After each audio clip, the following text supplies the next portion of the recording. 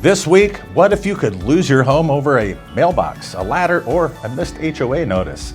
It's happening far more often than people realize, and seniors, especially those on fixed incomes, including reverse mortgage borrowers, they're feeling the pressure first.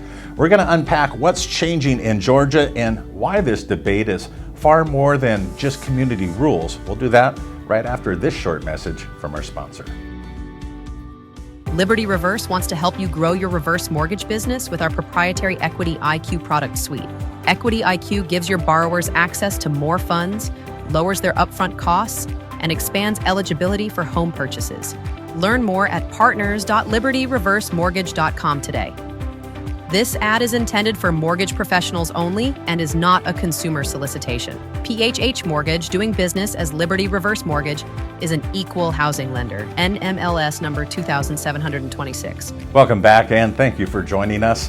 If you own a home in a community that does have a homeowners association, well, this story should get your attention and also raise concerns for your senior clients who live in an HOA community.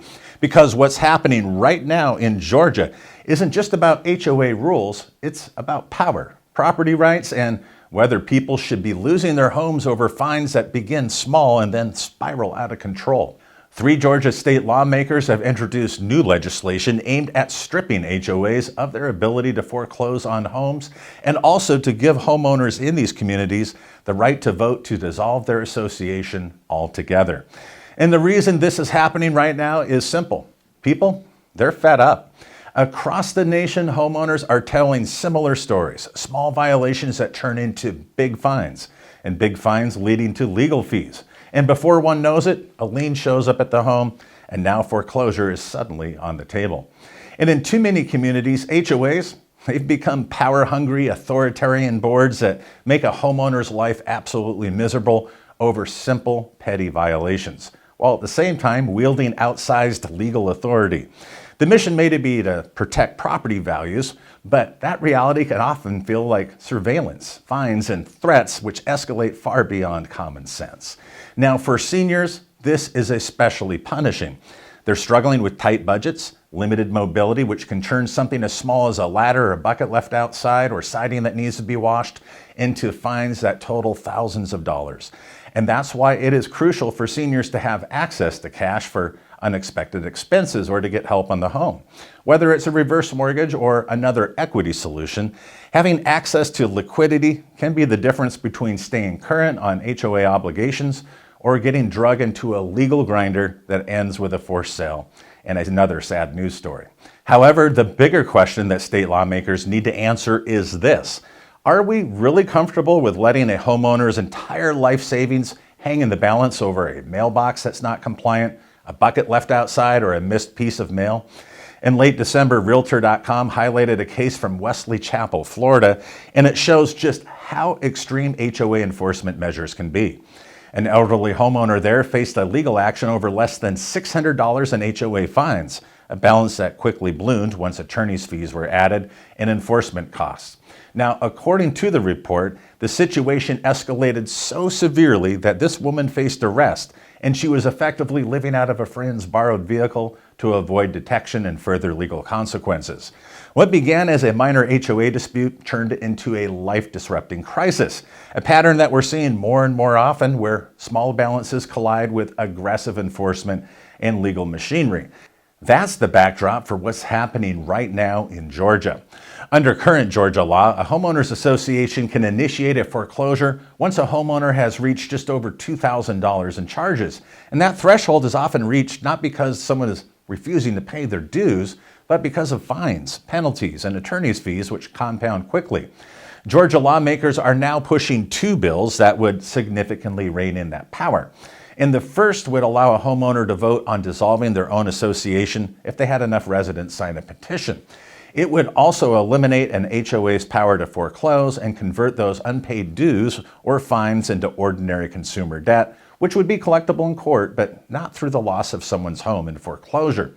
The second proposal would go even further. It would ban foreclosure for HO fees outright, even utility bills and other non-tax debts altogether. Now, foreclosure, that would be reserved for unpaid property taxes, of course, or mortgage defaults. but not fines over aesthetics or paperwork. Now, this is a major shift in how we think about property rights. And for many older homeowners, this isn't theoretical. It's happening right now. In fact, in Georgia, a 77-year-old man faced foreclosure after his HOA fined him for not pressure washing his home and leaving a ladder and bucket outside.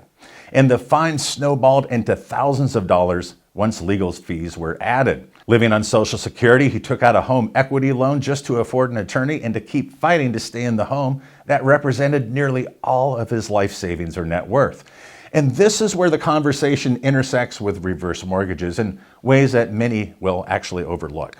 For an existing reverse mortgage borrower, HOA dues are not optional. In fact, failure to stay current on those HOA dues, taxes, or insurance can put that loan in technical default. So when an HOA enforcement becomes aggressive, seniors with reverse mortgages can be squeezed from both sides, limited income on one end and escalating penalties on the other. And then at the same time, this is one example of the value of cash flow in a pressure situation like this. In fact, reverse mortgages were designed for just this situation. When structured responsibly, a reverse mortgage could help eliminate the monthly mortgage payments, which they do, but more importantly, it frees up cash to stay current on taxes and insurance and HOA dues, or to pay those fines. In other words, access to home equity can sometimes be the difference between stability and crisis, between staying housed and being forced into a cell because a few fines turned into a legal nightmare.